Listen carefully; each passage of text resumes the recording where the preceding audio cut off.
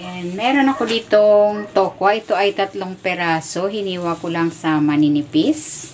I-dredge ko muna ito dito sa cornstarch bago ko iprito para maging malutong itong ating tokwa. Maging crispy.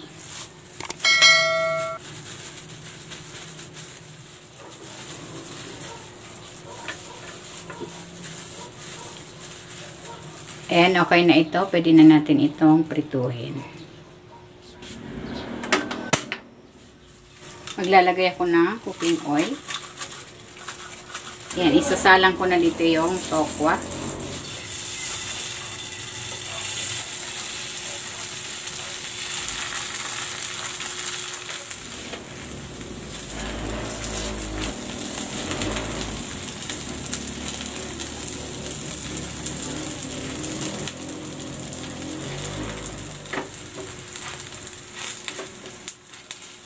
Ayan, okay na ito. Hahanguin ko muna.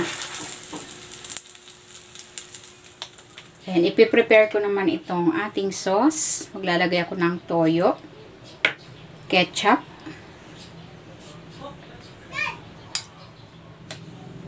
maglalagay din ako ng honey, mga 1 kutsara, at ng bawang. Haluin natin. Pwede kayong maglagay dito ng chili flakes kung gusto nyo ng medyo may konting anghang. Ayan, okay na ito. Ayan, isasalang ko na.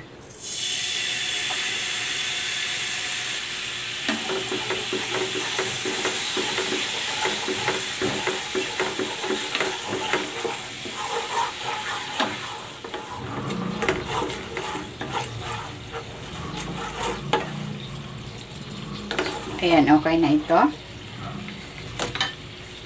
Ilalagay ko na dito yung tokwa.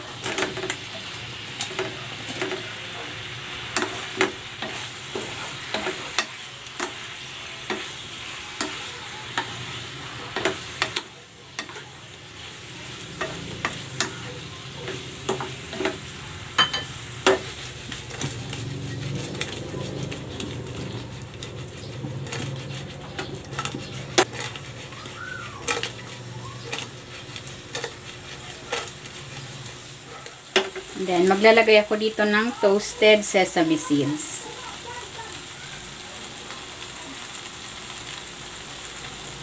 Ayan, ready na itong ating crispy sticky tofu.